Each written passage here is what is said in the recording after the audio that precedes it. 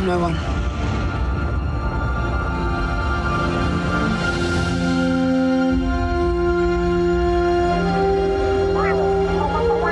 Where do you come from? I know all about waiting. For my family.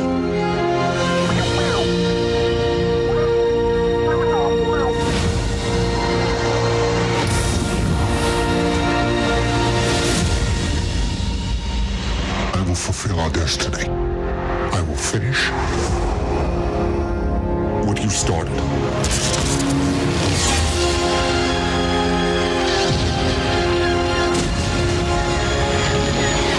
I don't know your name. Finn. I'm right. There are stories about what happened. The Force. It's true. All of it.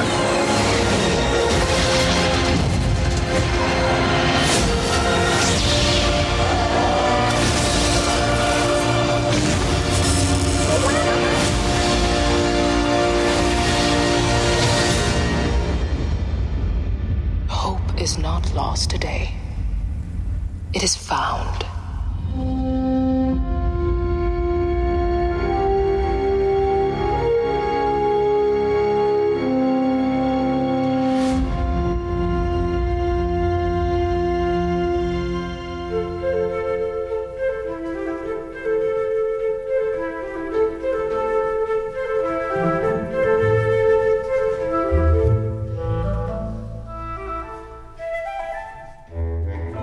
Hi, everybody, and welcome once again to GeekFest Rants. My name is Carlos Perron, and joining me, I have James. Say hi, James. Hello, hello. Hi, James. Well, we promised you we were going to hit this subject a couple of weeks ago. We've all had a chance to at least see Star Wars The Force Awakens, and we have thoughts and opinions and points and questions and oh my God, there's just an endless amount of information and, we just want more. We just want more because there's just too much stuff that was thrown at us. And it's funny because I'm saying there's too much stuff that was thrown, but sometimes I feel like they didn't throw enough. It's just a mix of emotions that, this movie seems to be getting, not just from diehard fanboys like ourselves, but just people in general. First of all, off the bat, let's say that as the movie started to premiere, between the press screenings and the premieres and this and that, and we're talking about, midweek of the premiere week, it already started trickling that the reviews were very positive. Rotten Tomatoes had it as a very fresh ranked film, and the buzz was very, very good. Now, before we get into the nitty-gritty of the actual films, let's talk about when we got to see it, because there were different times. And when we talked about this last time, we talked about how they put the tickets up on sale, and there were different kind of times and days that you could go see it. When did you get to see it, James? I saw it at the 11 o'clock showing at the New York Lincoln Center, I think it's Lincoln Square IMAX. It's one of the better ones in the country. It's very popular. I had reserved seating, so it was just a great experience. They did a great job there. Now, was this Thursday or Friday? This was Thursday night. This was the preview night, as they used to call it. They used to call it like a midnight showing. Now they had 7 and 11. Right. I remember, first of all, the tickets that I had gotten, they were for Friday, so I saw it a day later. However, before that, the premiere that James saw, I was watching at home. Online, they had the official Los Angeles premiere where they had a red carpet event, and this was only, it wasn't televised. This was, you had to watch it online through StarWars.com. I did not watch it, but I saw a lot of the press from it and a lot of the feedback online, and I was trying to get as much, I wasn't trying to get any outright answers. I knew that wouldn't happen, but I was trying to get some vibe like you were. Right. It was a gigantic press event. Everybody was there. And it was very exciting. Yeah, they had 3 theaters, and it was almost a who's who. Right. So that kind of, we were already pumped up for this movie. So I'm watching this premiere event, as it's happening live online, and I'm getting all pumped up out of my mind. And then, as Thursday came and went and you got to see it, and, we sort of kind of agreed that we weren't going to talk about it until both of us had seen it. Yeah, I knew a lot of stuff, but I definitely did not want to ruin it for you. And as I found out more stuff, it was killing me not to tell you. But anything I heard, whether it made me excited or brought me down, I avoided texting you because I did not want to sully your, Right. virgin ears of how it was going to shape up. Right. And you already had looked at a lot of spoilery material that, again, we had agreed not to talk about ahead of time. I purposely stayed away from it as much as possible. But I'm going to say that nothing was really spoiled for me, but just by looking at the trailers, just by looking at the history of the films and everything, I could kind of tell there's a possibility that certain people might not be coming back, for future. And before we get into the subject, let's just say this is going to be a very spoiler-heavy podcast we're doing today. So if you have not seen the movie, don't listen to this. I really hope that a week has gone by and most people who are fans listening to this show have actually gone there. Otherwise, I think you're at the wrong podcast. Yeah. So let's just say that out of all the revelations, I wasn't shocked by the biggest revelation of the film. I wasn't shocked by it, and we'll get to that a little later. And that would be Han? Yeah, the Han revelation, it didn't floor me at all. And that was the thing that killed me the most. But let's take a general view. Like, your snapshot. Now, again, your snapshot is weird because Star Wars cannot be compared to Citizen Kane. It cannot be compared to a Woody Allen film. Star Wars is Star Wars. So you can only compare Star Wars to Star Wars. Yeah. You can't even compare it to Star Trek as much as a lot of fans want to do that and put the two up against each other. It's its own entity. You really, it's not The Hobbit. It's not Battlestar Galactica. It's not Avengers. Right. Let's talk about it in terms of within the world of Star Wars. How did you feel about this particular, episode 7 as it compares to the rest of the episodes? I felt good. I felt it fits into this world. I loved some aspects of it. I loved some of the characters, especially the new guys. And there were things I just liked, and there were a few things that disappointed me a little bit that I thought could have been done a little bit better. And I feel like it fits right in the middle. It's not better than my original trilogy, and it is better than the prequel trilogy. And there are aspects of both of them that I do love, prequel and original, but this one fits right in the middle of it. It's butted up right against the best, and it also fits right into the world. I'm going to have to agree with you, but I'm going to also say that this is a trilogy, even though we have anthologies coming. Because it's a trilogy, we haven't seen the remainder of the story. It's possible that the remainder of the story can make this story even better than it already is, or it can make it worse. So I am happy that it does have a certain pace, a certain energy that the prequels didn't seem to have, a certain rawness to it. And part of it, obviously, it's the fact that they're using a director that wasn't George Lucas. You're not just getting George Lucas's point of view or version of what's happening. This is a different director. Now, given the fact that he's under the umbrella of Disney and the people who are guiding, what the story will be like, I kind of got the feeling that this particular film, especially this first one, because they're trying to appeal to everybody, because that's the purpose of marketing a film and I guess buying this franchise. You don't want to just hit the fanboys. They want to hit everybody. Right. And the film, to me, it clearly took its turn trying to hit everyone. There was comedic aspects. You could call a childish kind of aspects, not Jar Jar moments, I would say, not necessarily a Jar Jar or an Ewok moment, but there were areas that were very light in the film. And then there were areas that were very dark, classic original trilogy, even Revenge of the Sith, dark. So yeah.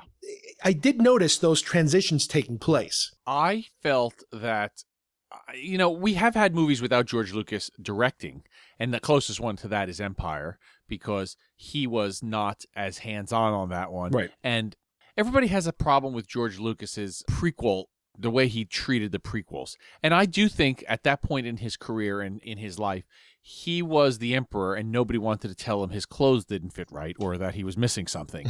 And Star Wars is brilliant, and it is very innocent and very, I'm not going to say childlike, but it's something that you can just sit down, and it is a classic fairy tale in a sense, right, that has good and evil that we've talked about and all that. We all love it. And that does come from George. But unfortunately, a lot of time passes in your life, and as you get older, things happen, divorces, business changes, audiences' taste change, so on and so forth. So I think that's what changed him from the time of that movie and American Graffiti, where things were fun and exciting, to the point where we were in the prequels, where there was a little bit more heavy-handed. There's a little bit more, intrigue and backstabbing in the movie, because some of that stuff probably happened in his life just like it happens in everybody else's life. By Empire time, though, it was just, everything was working on all cylinders, and he had given the reins to the movie because he just didn't feel like he could handle it at that point, but he was still in charge. Unfortunately, he didn't like what he saw as much as we all did. It bothered him how certain things were done, and that's probably just because it wasn't his control, like I'm saying. And, sometimes people just say, look, I wasn't in charge, so it wasn't done right. Except it really was, just it wasn't his way. So by the time he hired Marquand for Jedi, he was more involved, more hands-on. So you can see the things that we all say are flaws in Jedi, not that it kills the movie, but the things that are flaws are because there were two cooks. Marquand would make a movie, and he was a good, steady hand, but then George might come in and say, I think I'd like it this way, or step on his toes a little bit, or they would push him a different direction, and, Marquand would be okay. I guess, we got to do it this way. From what we've read, he wasn't really boisterous in standing up for himself the way Irvin Kershner was. And so I think that's why we have a whole different look of the original trilogy that we love. It's still innocent. It's still the machine working on all cylinders, the best of the best at the time. By the time the prequels came, we all felt a little bit weary, because that's the way the characters, that's the way the world felt in that movie. It didn't have that fairy tale. It had more of a real life feel to it, that we knew the ending wasn't going to be a happy one. No matter how much happened in 3 movies, the ending was coming to a sad situation where the supposed hero turns villain, Yeah, it's a different animal. It just has a different feel to it. Now, let's talk a little about the plot, because, again, this is a story that was crafted. Apparently, originally, Lucas is the one who came up with it, because he apparently was going to do these films. Not quite. Well, no, I'm talking about before he sold to Disney, Lucasfilm. Yeah, he came up with a treatment. He had already said he was going to do these films, and then when he decided to give it to Disney, he's like, "Okay, guys, here's what I was working on. You guys can have it now. Do what you want." And apparently, they did not do exactly what he they wanted. did their own thing. But do you feel that's just a nice way of saying it? I mean, Mark Hamill says George did talk to him before the sale, saying he had an idea and this is what he was going to do. Did any of them really know what was going to happen, or did they just get a call to say, "Hey, are you interested? This is what I'd like to do"? It just seems a little vague right now, because George definitely doesn't seem thrilled that what came out. He liked it. He says he liked it. We'll take him at his word for it. But I would imagine that, he wasn't as thrilled with what actually came out. Do you agree? It's hard to tell. It's hard to say. Yeah. When you sell your company, you're supposed to, you're hands off now. You're selling the rights to any opinion, even to, in effect. So if you don't like it, you don't like it. In his case, he got a nice chunk of change for it. And I'm sure if Disney would have violated the term of the agreement, there would be lawyers all over the place fighting in court right now. But no, I think that was the deal. It was like, here, you get this money, we get this property, and that's it. Okay, fine. That's no problem. But I'm just giving it a little background to the fact that once Disney got their hands on the property, that's when they brought in Michael Arndt and then Lawrence Kasdan, which we're more familiar with. And they both got credit for this. But allegedly, from what I understand, Arndt did the first draft, if you will, and then Kasdan came in and did a lot of revisions to it, from what I understand. But they kept, both names as the screenwriters. The story, let's go over the story a little bit.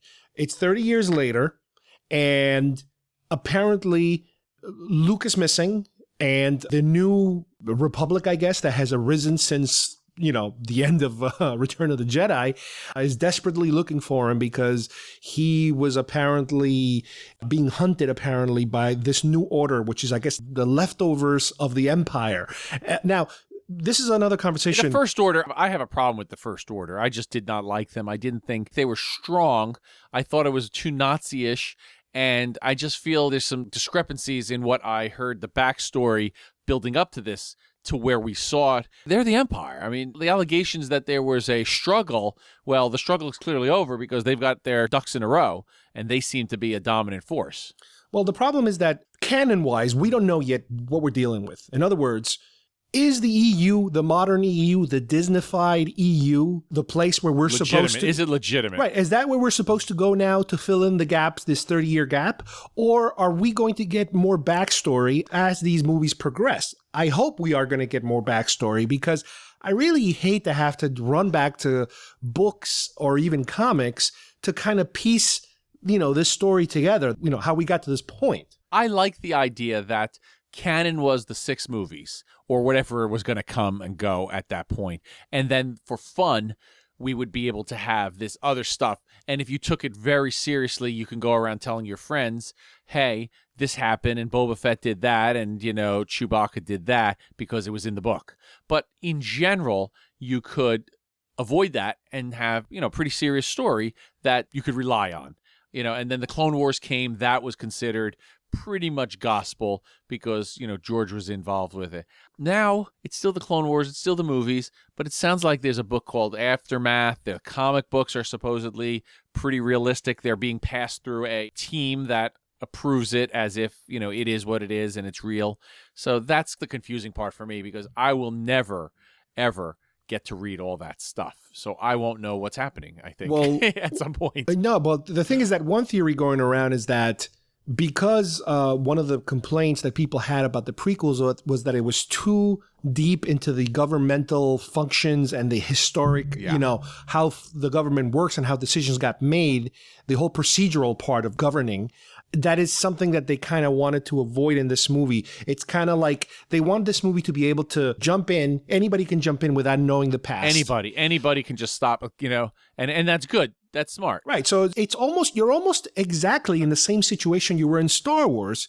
You have a galactic government that is weak or weakening. You have these rebels that are helping this galactic government in a way from these evil people that are not necessarily taking over the whole galaxy like they did in Star Wars, but they're getting very strong and they're about to make some kind of big push against, the good guy. So that's kind of like, I think, all we're supposed to know at this time, which is, okay, that's cool. We can we can go with that.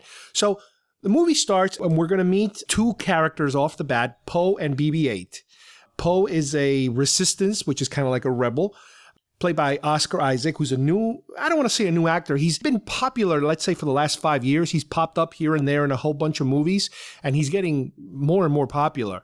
And he's kind of like it's hard to kind of compare him to, but he's kind of like I would say a combination of Luke and Han. He's an adventurous, super ace pilot type of guy who's on a mission to retrieve, hopefully, some kind of a map that will show him where they can find Luke. Map, yeah. And he's there with BB-8, retrieving this map. In this particular place he's retrieving the map from is where we meet Max von Sydow, who plays kind of like your generic, very smart old guy or something like that. And to me, that was a little disappointing because to me, Max von Sydow, I thought was going to be either the Alec Guinness or the Christopher Lee. They hired him to be the gravitas, right, like they did, like you said, Christopher Lee, Alec Guinness, Peter Cushing. Yeah. Unfortunately, he's there too quick. There's more questions than there are answers other than seeing him, and then he's gone. And it really doesn't matter who he is because he doesn't make it too long. Right. So just as he's about to escape with the information that BB-8 is carrying, which, to me, that sounds a lot like the information R2 is carrying, he gets captured. He's brought into the bad guys to be tortured, for information. BB-8 escapes and makes it to a faraway desert environment village. At the same time, we're introduced to Finn, who really, we don't know his name is Finn yet because he's a stormtrooper, and he appears to be a stormtrooper that is having kind of like second thoughts to the massacre that's about to commence and commences, and they like almost like a conscientious objector. Kind of he becomes that. Yeah. He realizes as his first battle is happening, this is not the type of person he is, and he just doesn't shoot. And I respected that whole scene because that made it like he didn't just change after he killed people. He didn't want to kill the people, and he didn't, and it worked against him. He was going to be disciplined. But not only that, but he had a bad reaction, not just to the killing of the innocent people, but his fellow stormtroopers that were getting shot. He was also kind of like, yes, that's what kind of started it. One of his fellow troopers got shot. Yeah, I'm going to call them his friends. I mean, we don't really know what they were, but yeah, that led him down that path that, hey, this is real. Well, let me just say one thing. One thing that was really cool that we've never seen before is there's a scene where before Poe gets captured, he takes a shot at the new baddie, Kylo Ren, and Kylo stops the bolt, the laser bolt, in midair. Yeah. Which was... I don't know how I feel about that. I mean, it happened, clearly. I don't know how I feel about that. I think it's the modern version of Darth Vader, deflecting the laser shots. Holding it there was cool, and then he walks away and drops his... But it seems like, boy, that sure takes a lot of skill, and... I'm not quite sure, like, how is this guy? I don't know. I don't know what he's learning. Let's put it that way. So he may be learning this whole other version of the dark side, and there's stuff that we had no clue existed, perhaps. So we meet Rey, which is the person that BB-8 eventually kind of finds, and those two kind of become, well, I'm going to help him. I'm not going to help him. I'm going to help him. That sort of thing. I'm going to take you to wherever it is to fulfill your mission or whatever it is you're trying to do. Again, more parallels to New Hope. Finn, while this is happening, he's kind of in trouble for not shooting people, and he decides, that's it, I'm deserting, basically. He's become a deserter, so he wants to get off one of the Star Destroyers, I guess, that he's on aboard. But he needs help. But he needs help because he's not a pilot. He's a soldier. Not a pilot. So he helps Poe escape, and they steal a TIE fighter, and they fly away, but Kylo Ren already kind of did his Jedi mind Sith, whatever the hell, trick on him, and realized that the information he's looking for is on a droid. So now they got to go chase the droid. So they crash land into the same planet, back to the planet again, and because Poe wants to find BB-8 to complete his mission. And during this crash landing, because they're chased by another TIE fighter, they're shot down, they get separated. Poe somehow is not in the wreckage. Yeah, we're not sure at the time. We assume Poe is dead. He might be dead. Or we're led to assume that he's dead. The TIE fighter gets eaten by it's almost like a sarlacc or something that eats up the TIE fighter. Well, at some point, if you listen, Rey said, be careful, stay away from the soft lands or something like that. It'll the wastelands suck you right in or something. Like yeah, that. yeah. And there was an example of that when the TIE fighter got sucked right in and Finn was flabbergasted, right, and there was nothing he could do. So Finn meets Rey eventually in that desert town, which looks a lot like Tatooine. And again, another parallel. Right, exactly. It's the Luke meeting Ben kind of parallel. They're hooking up there. And all of a sudden they're attacked because here comes the bad guys looking for the droid. So they're under attack and they're about to steal some ship. But just as they're about to get in it, they blow it up, so they have to look for something else, and they look to the left or to the right, and there's the Falcon. And it's apparently a junky old ship that's kind of like somewhat in mothballs. No, how come we don't take that? That's garbage. Yeah. And it turns out when they look in it, when we all see what it is, it's like the complete opposite of garbage. It blows all our minds. Exactly. So you have a big chase that takes place through the desert of them being chased, and inside crashed Star Destroyers, maybe an Avenger class one, maybe even. It's huge, it's gigantic.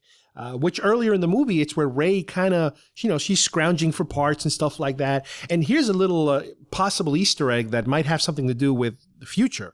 We see a shot of her earlier on in her makeshift hovel, and she has what some people are claiming are little dolls that she's made of rebel pilots. I did see them. Because they're wearing the red jumpsuits and the little helmets. And she's actually wearing a helmet that looks like a rebel pilot helmet. Some people are saying it's Luke's helmet.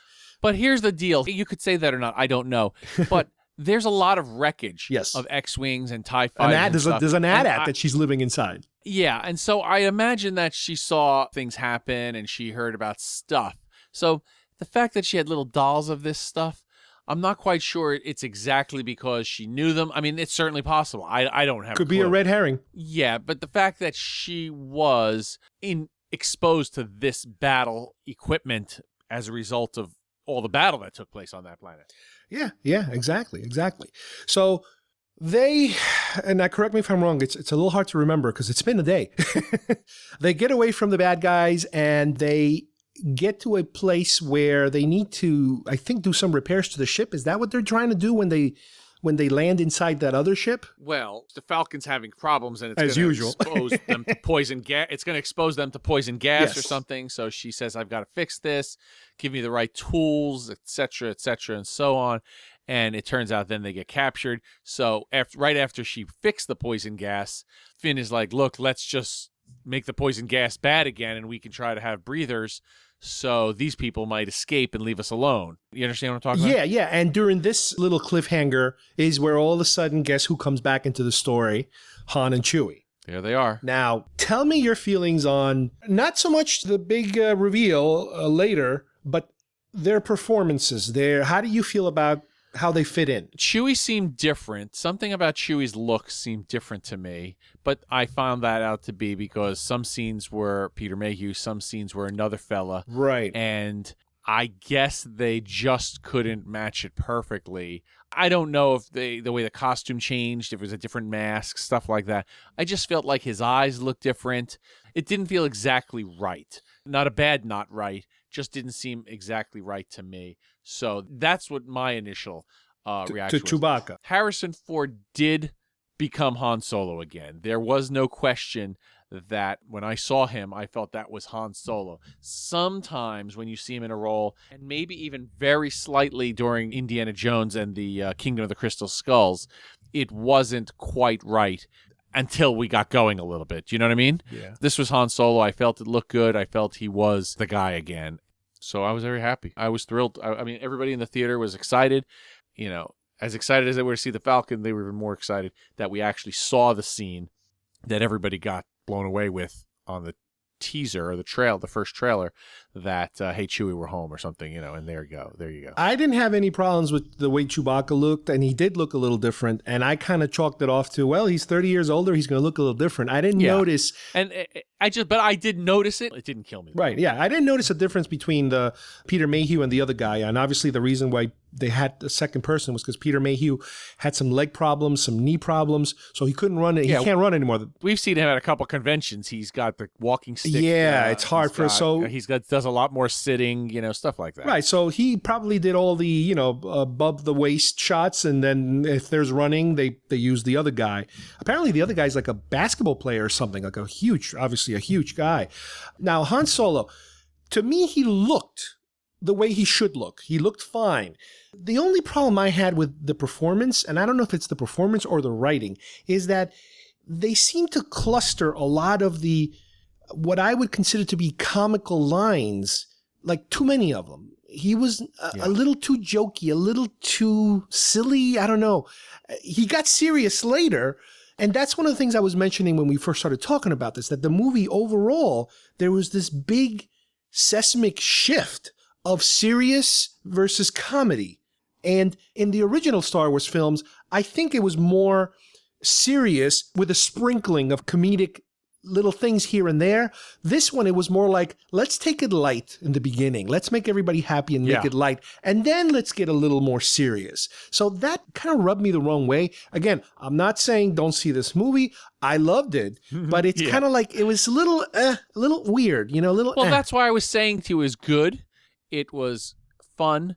It just wasn't quite right for me, and that's why I put it in the middle. Right. And that's why I think it didn't quite rise to Empire Strikes Back. It wasn't as good to me as the original Star Wars, what's called A New Hope, and it wasn't even Return of the Jedi, which to me was still more original than this, even though that, in a lot of ways, is a bit of a takeoff of the original Star Wars because of how they're doing the Death Star stuff again. You know what I mean? So it's an homage to itself in its own trilogy, but this one just had enough things that why I don't sit there and say, this is unbelievable, this is perfect, it's not the best one ever. This changes my life. And a lot of people, I think, are saying that right this second. A lot of the positive reviews and good luck and God bless and everything's so wonderful in the world. And yeah, it is, because we have new Star Wars. And why would I want to poo-poo that? Because the alternative is no new Star Wars.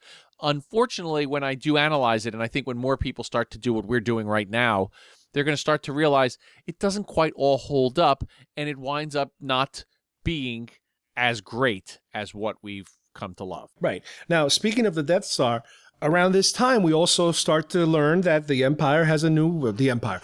First Order has a new weapon that is kind of like a planet that has a built-in... yeah, well, I'm not going to call this a Death Star. I'm going to call this a Death Planet because they've got a... Well, it's called Star Killer. Yeah, they've got a new technology which seemed a little ambitious and a little too technologically advanced and a little it seemed a little too much. It sucks the energy off the sun and it shoots it at a planet or a solar system. I felt like that's some kind of thing that I would see in Star Trek or some other crazy movie. It didn't quite fit the Star Wars world of where, yeah, okay, it's a battle station, but it made sense. And then, okay, well, we've got a new battle station. It's a little bit bigger, and it's a little more powerful, and so on and so forth. And we're going to try again because, and this one just felt like, okay, it's similar, it's different, and it's got the same flaw in a lot of ways. And it seemed like a stupider flaw because it didn't seem as hard for them to, okay, the other one had the bunker. They had to blow up the bunker so the shields, the ships could get in. The first one had a little port that they could, if they were very careful and they shot correctly and they used the Force as Luke did. But this one, it just seems, all right, well, we can blow up a few things. The shields go down. It was just a little too... The 10 X-Wings did the job. Thank God that Han was there. What if Han hadn't turned up?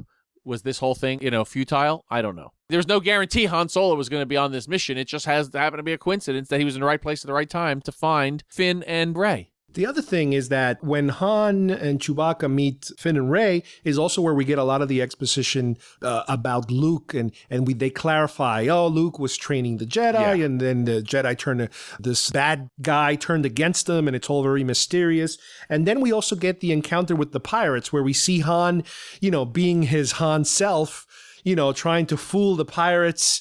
And that was another big action scene where you have this big monster running through this hallways, chasing them around, and they all kind of, it's the usual. That part I didn't care for, and that, to me, was pure JJ, because I saw that in the first Star Trek movie that he directed that was very good, and that's except for that part that I hated because there's a monster, and that didn't seem like it fit that movie or Star Trek.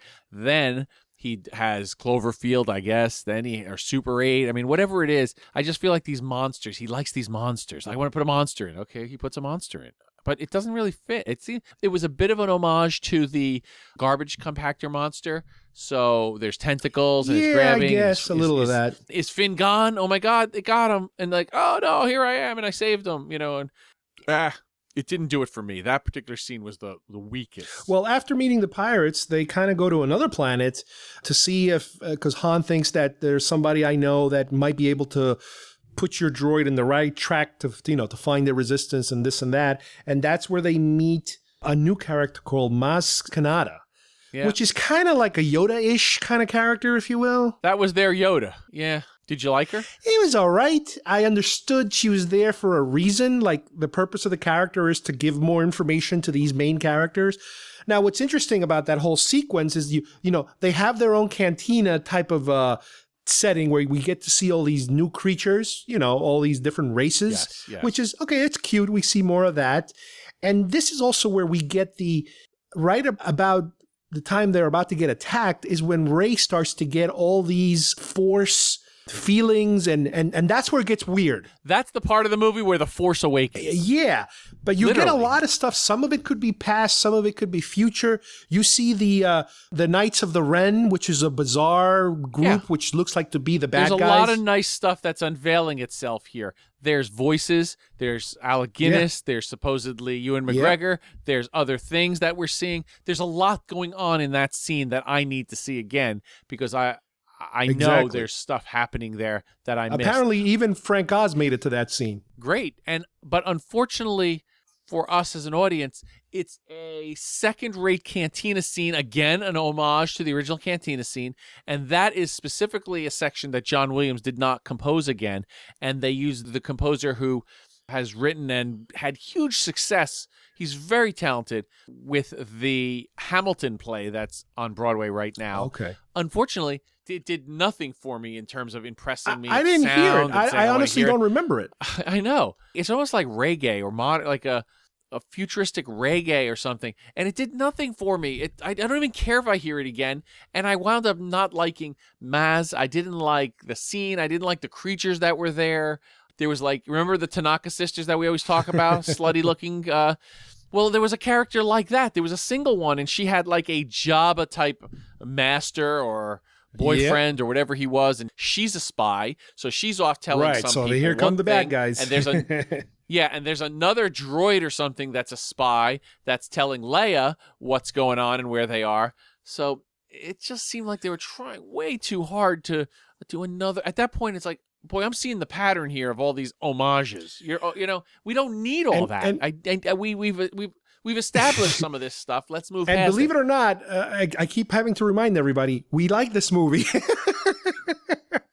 We're being super picky because that's what we do with these type of movies. We love them so much that we can be super picky about it. Exactly. The other important thing is that this is where apparently Luke's lightsaber calls out to Rey, and she finds it. And at first she doesn't want anything to do with it, but then that other character kind of gives it to her and say, "Here, you got to take this thing. It's your, it's your destiny," type of thing. Does she actually take it? It winds up with Finn, doesn't it? She doesn't even want it. She doesn't want it. I forget exactly does Finn carry it around? I think it winds up with Finn. I think Finn has it because he winds up using it in a lightsaber duel. That's right, very shortly after the attack begins. Right, yes. And then when the attack begins and they start losing, Finn fights against another stormtrooper, and that was cool. I really love the fact that this other stormtrooper had some kind of weapon that could deflect the lightsaber. Yeah, almost like a lightsaber. Yeah, I'd like to know more about that and why at that point did that happen. Was that something that the First Order got involved with because of the training that Kylo had? And he said, look, this is one way you can avoid Jedi entanglements, and you can do it by having this anti-lightsaber stick. Well, if you remember in Clone Wars, they had the Magna Guards. Remember the Magna Guards? They had a special weapon that could deflect that. Sure, yeah. But that's what I'm saying. So I would imagine that might have been either Kylo's suggestion or whoever Snoke is saying, here's a way you can, we will be prepared for a battle with Jedi this time instead of just getting mowed down because they've got lightsabers and we've got blasters. Right. And just as they're getting their butt kicked and arrested and imprisoned, Poe shows up with a whole squad of X-Wings to kind of save the day, and now the good guys are saved. Yeah, and that was pretty darn impressive. Oh, it was a great dogfight, yeah. That was really great. That's where we're back to loving what we're seeing, because that's where the movie was strongest. Showing off that kind of, dogfight and the battles, and those were supposedly some real models again, things like that. That was awesome. Now the good guys are saved. They go back to the rebel base, I guess, the Resistance hideout, and we meet Princess Leia, who's a general now, apparently.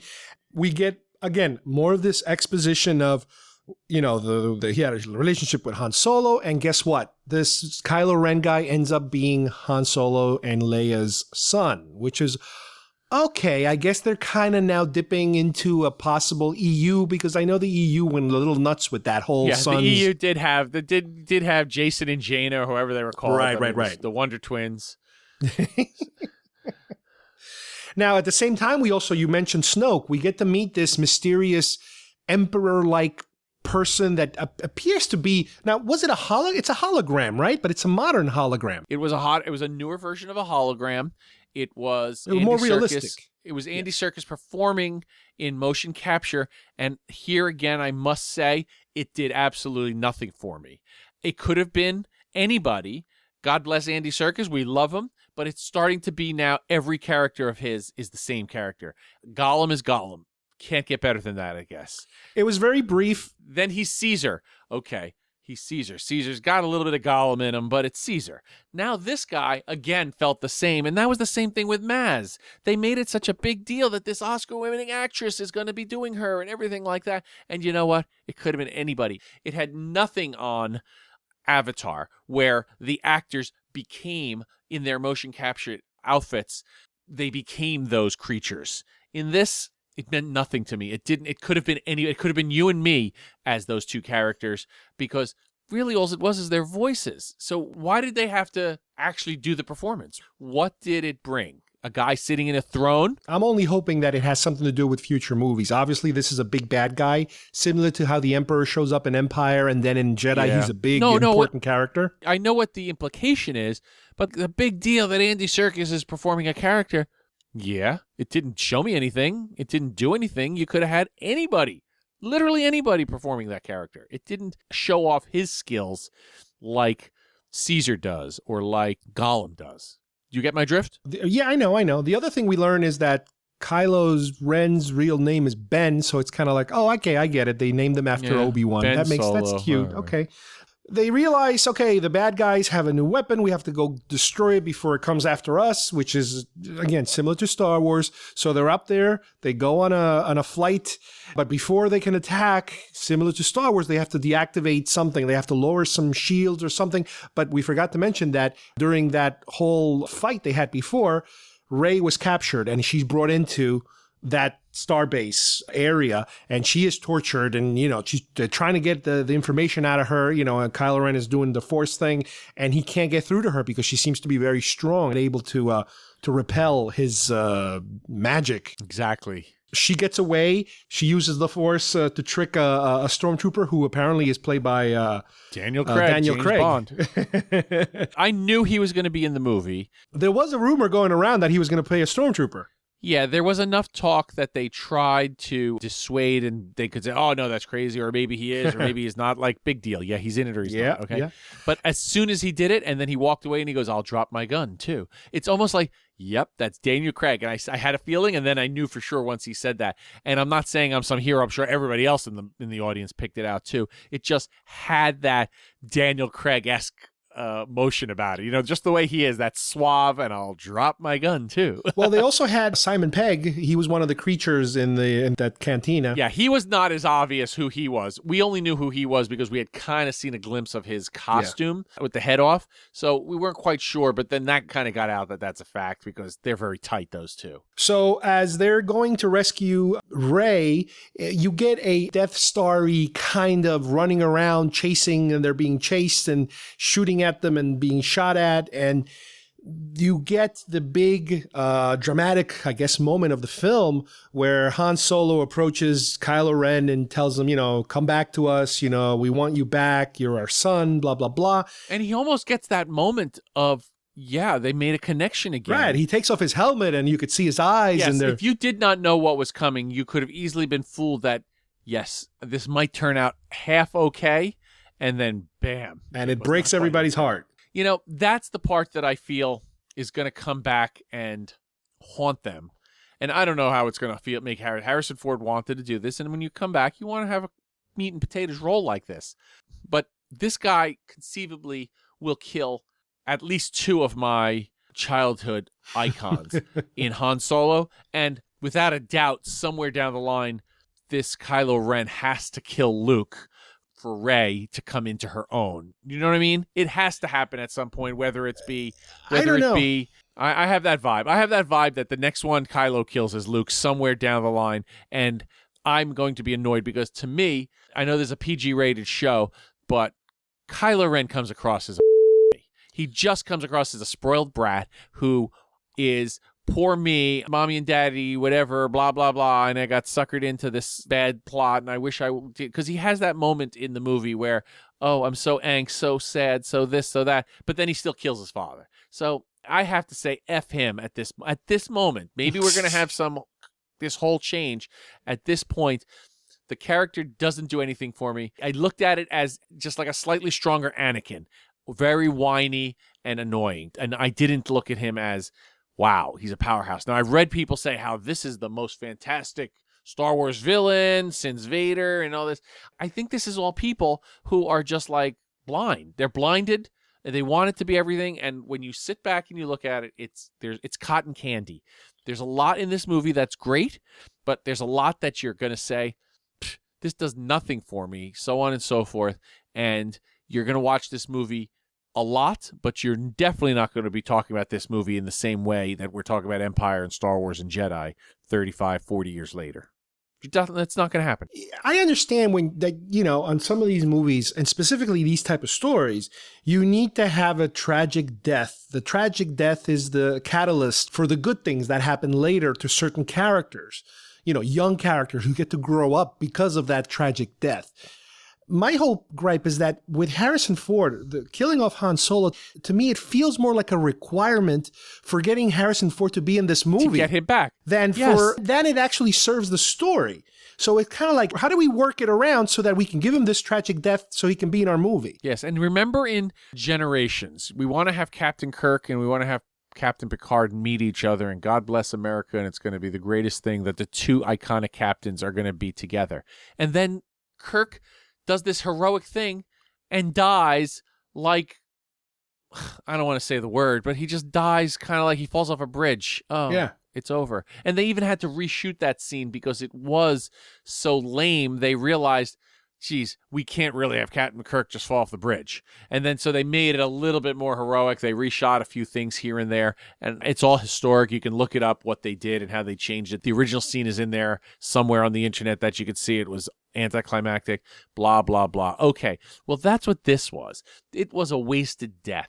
You took an iconic character, he's beloved by so many, to the point where that's why he's in this movie. He didn't have to be in this movie if he wasn't so. They weren't looking to get Mace Windu in this movie somehow. They were looking to get Harrison Ford in this movie because that's how big Harrison Ford was as Han Solo in the original trilogy. Well, he got top billing in the credits, if you remember. So when I see this happen this way, and you're willing to admit it, that this was a requirement that we got to get Harrison in the movie. He wants to have a death scene. It's the meat and potatoes. We have to have it, so let's work it out, so on and so forth. Whatever version of the story you want to take, it comes across weak how they did it.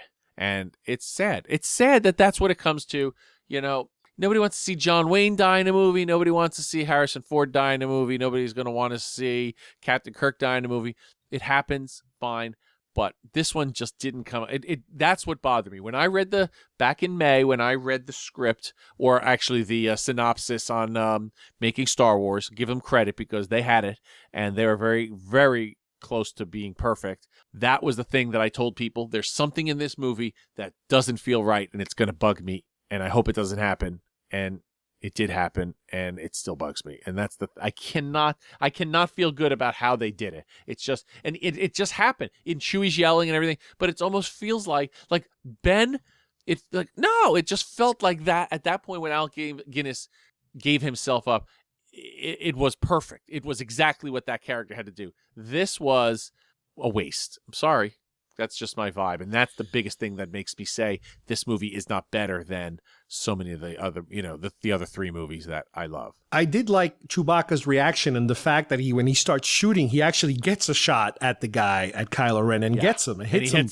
Yeah. So that was kind of neat too. So, okay, Han Solo's dead and everybody's escaping because that thing's about to blow up and this way the attack can commence and everybody's doing this. So as they are escaping now, they're outside into a kind of like a snowy kind of environment. And Finn and Rey are trying to get away, but all of a sudden Kylo Ren shows up, and starts, pops his lightsaber and he wants to have a duel, I guess, with them. And Finn is the first one to take him on.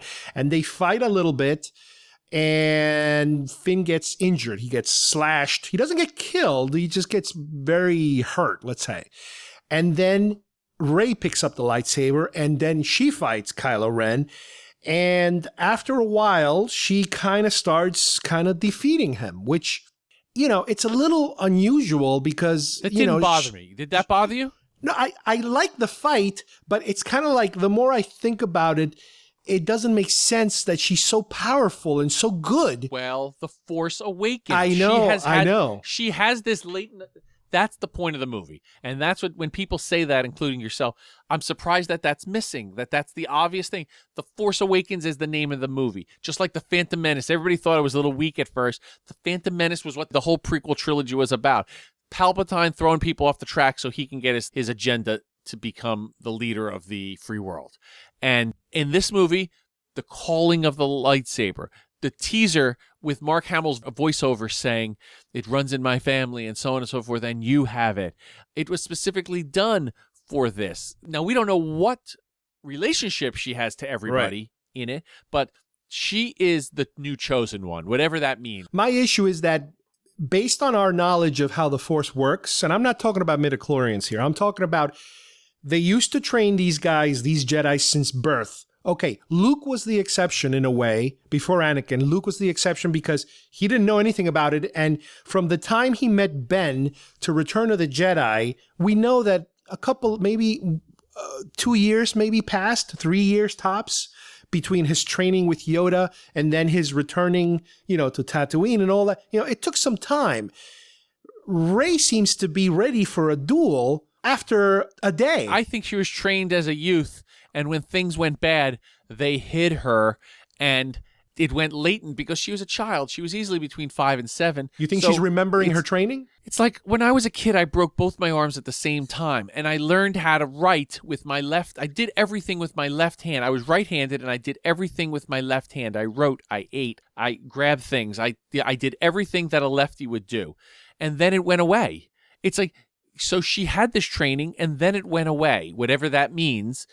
And at this point, when things start coming all together, she just, the calling of it, the shock of it, this adventure, the change in her environment, it all starts literally. And at that point, and there's lightsabers and the battle, and she was called to it. And she stepped up. There's that always saying, are you going to step up to the calling of the whatever the adventure is, or are you going to, fall apart? And, the battle was great. I love how they were slashing trees left and right. Yeah. We have seen now a lot of lightsaber fights, and I think in the prequels, we hoped for more, but we did get a good impression of what's going on in the world of the Jedi versus the Sith and how lightsaber battles and everything. This one was handled very well, and I was very impressed, and I was very excited when watching it that it didn't just seem like it was pandering. That was handled well. Right. Now, the movie concludes with Kylo Ren is not dead. He's injured also. His face is all slashed, whatever. And Snoke at some point is even telling him, you have to bring her to me because I want her. He wants something to do with her, similar to how the Emperor wanted Luke. Yeah, and he wanted Luke. And there's another homage, the similar style of, yes, we need him, bring him to us, we can turn him. Yes, okay. Well, this kind of bugs me a little bit because it's the same exact thing. And really that the Republic could not, or the Resistance, or whatever they're calling themselves, could not figure out these false prophets or idols. This one slipped through, I just don't know. I guess we're going to learn who this is, what this character is. I just don't like that it's another copy of the Emperor. Right. It's not a copy. I don't mean, let me make it clear.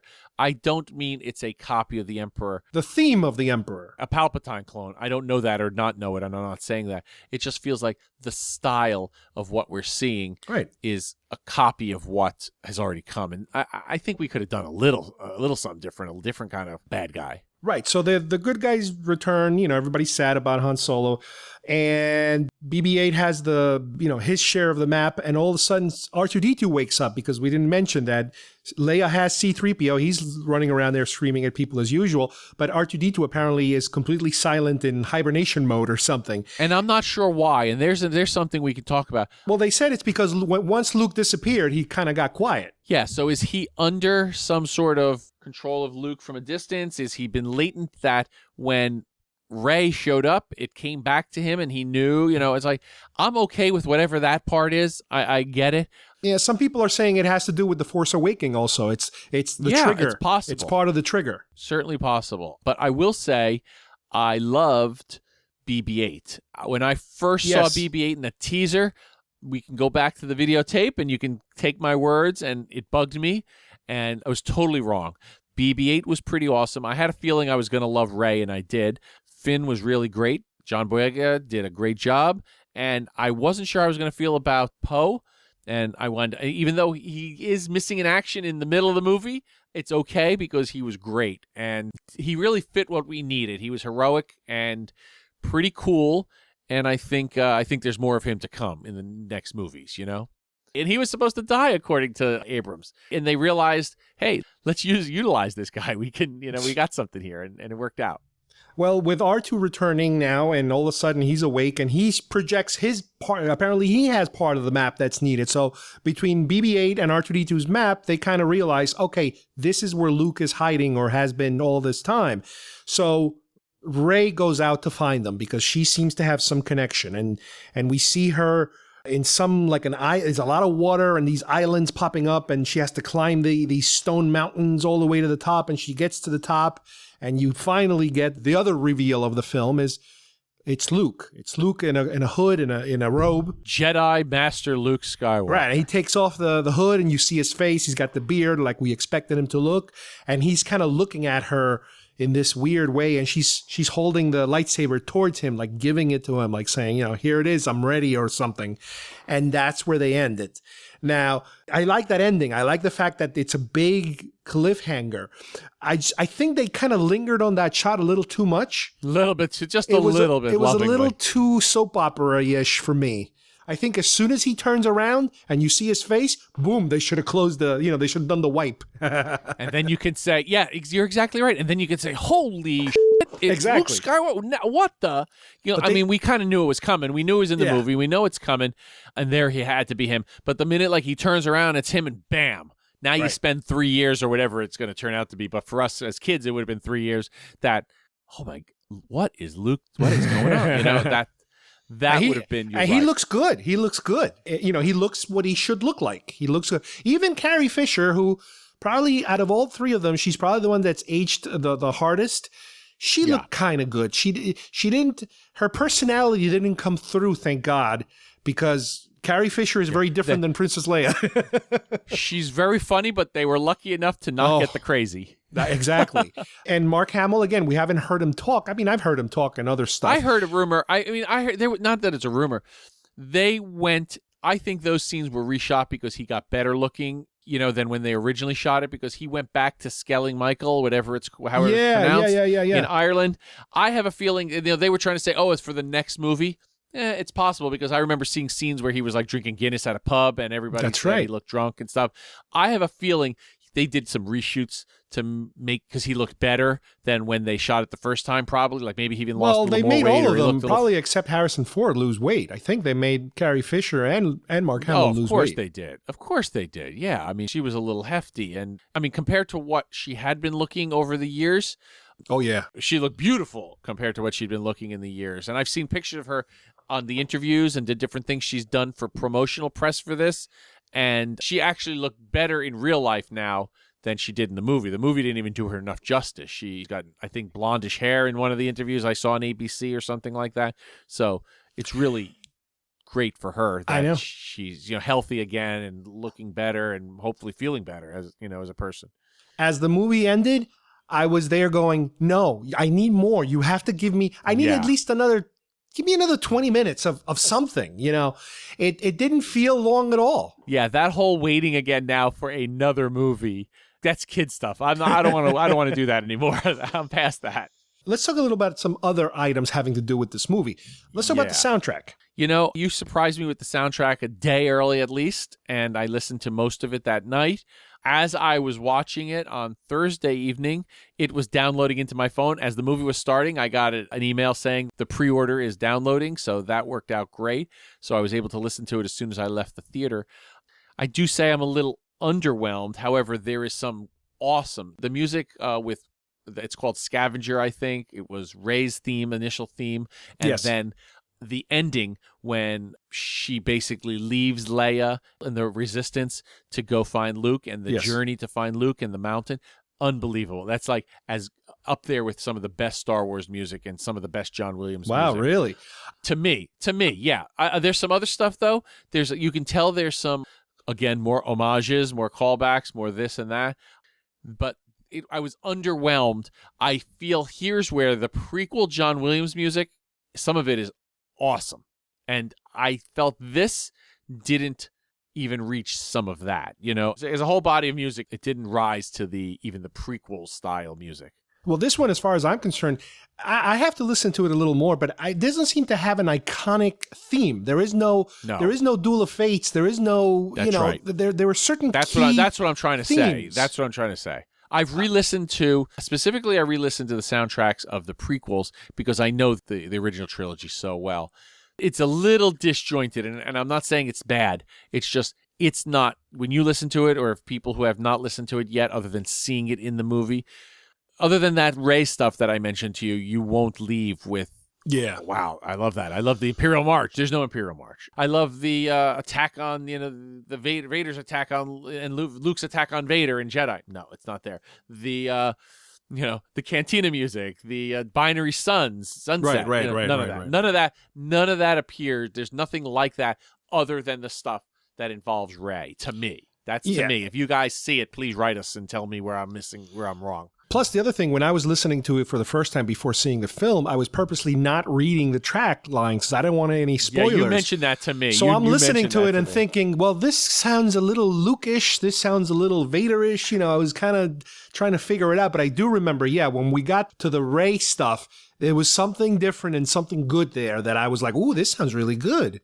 So I think I'm going to have to give the music pay a little more attention to it. And the other thing is, as far as I'm concerned, I don't think that new Cantina scene music is in the soundtrack. It's not in the soundtrack that's been released. It might be someplace. I haven't gone back to iTunes to see if they added that as a bonus or if somebody has it as a bonus.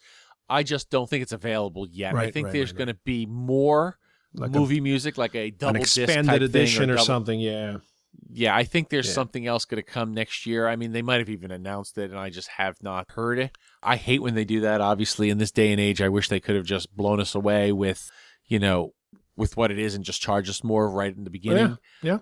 But, it's all marketing. They'll find a way next year to say, hey, more. Well, let's wrap this up with talking a little bit, just a little, because this is a whole other show in itself, about the toys.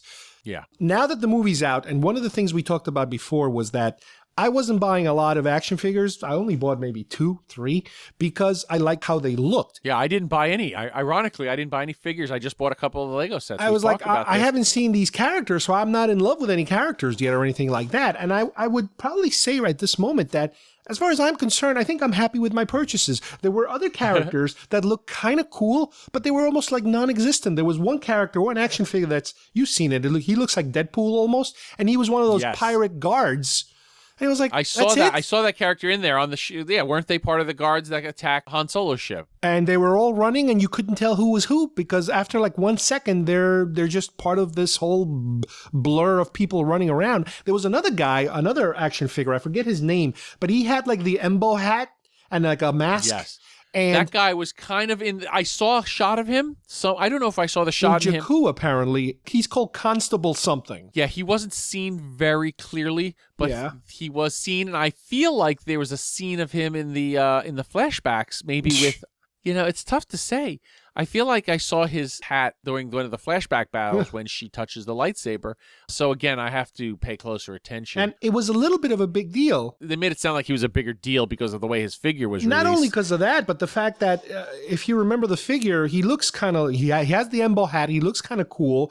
And the color of the armor he's wearing, it's the Boba Fett colors. So a lot of people were speculating, whoa, what is this? Is this something else going on here? But it's like, no, apparently he might just be a background character that just got, half a second of airtime, which it's like, damn, that was such a cool looking character and it's really not that important. One more thing I want to mention that has to do... Yeah, I want to mention something too about background characters. But Captain Phasm, who was I wanted to mention that. They made up and they barely used her. I feel like they realized where they were going and they said, oh, well, definitely she's going to be back for more. Yes, and I am convinced of that. Yeah, it just bugged me that they made such a big deal. Oh, it's a strong woman and she's this and the Boba Fett of this movie. And I'm convinced that she will be back, but it's like, you know what? They could have given us a little more. She was weak in general in the movie and I was not impressed even... nowhere near. I mean, let's just not insult Boba Fett by saying this is the Boba Fett of this movie because no. She didn't do anything breathtaking.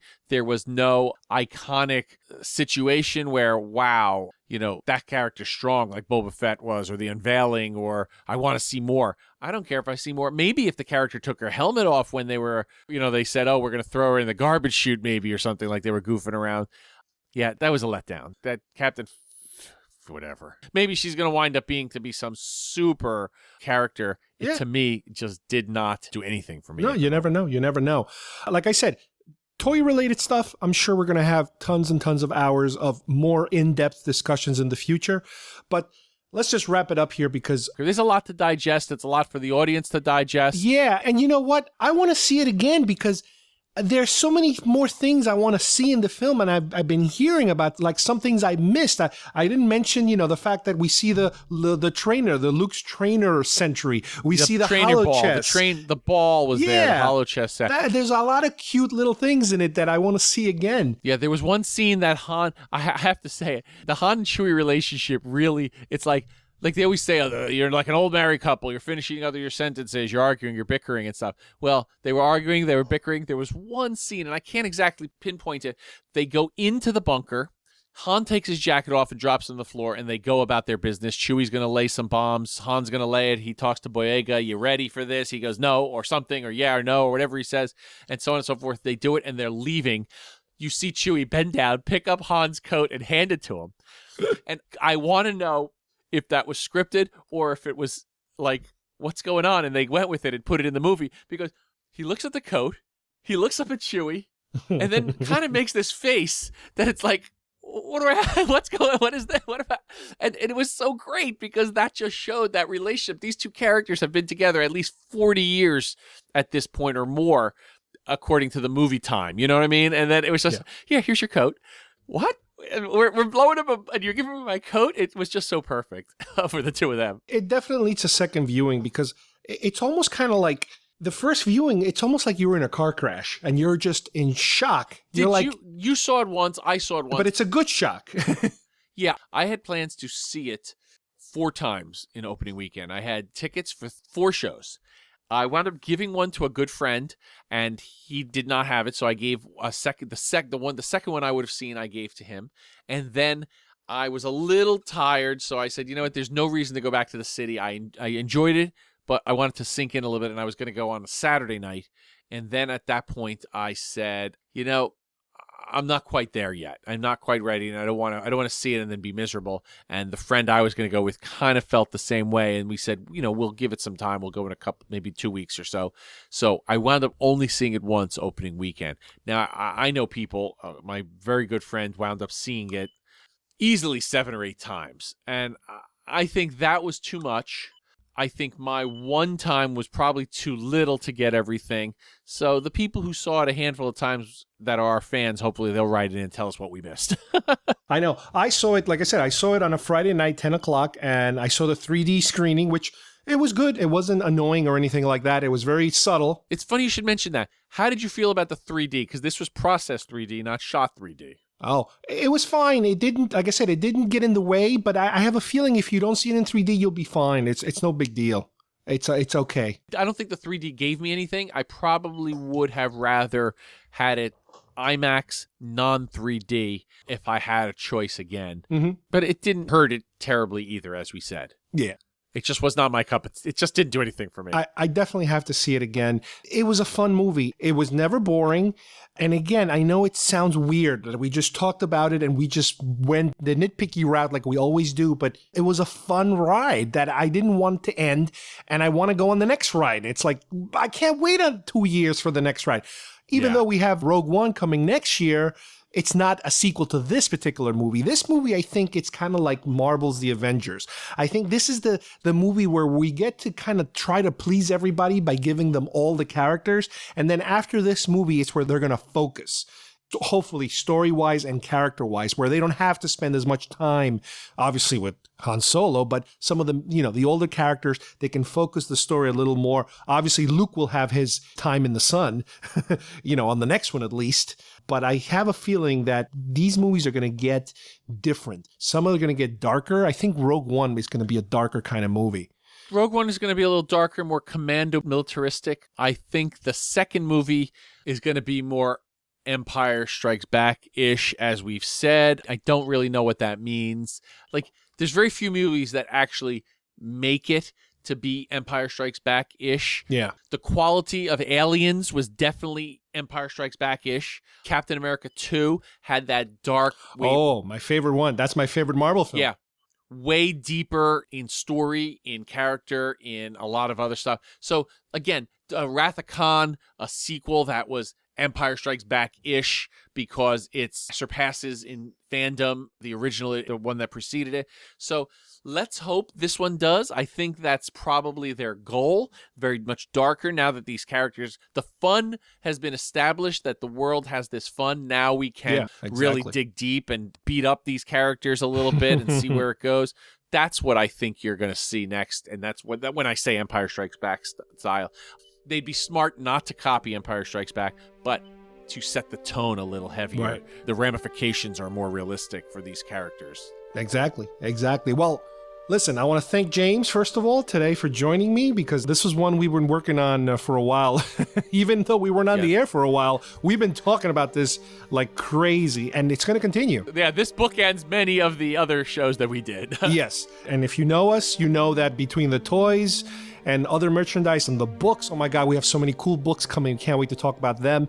And obviously the next set of movies. My guess is there's going to be at least 2 or 3 more of these Force Awakens analysis shows between either the two of us or some of your other Yes, I am going to have colleagues. a couple of more individual thoughts on what people think. Because everybody has an opinion on this one. Everybody's got to weigh in on this one. So again, thank you, James. And thank you guys for joining us and listening to our show. And we will see you here next time at GeekFest Rants. Bye-bye, everybody. Bye-bye.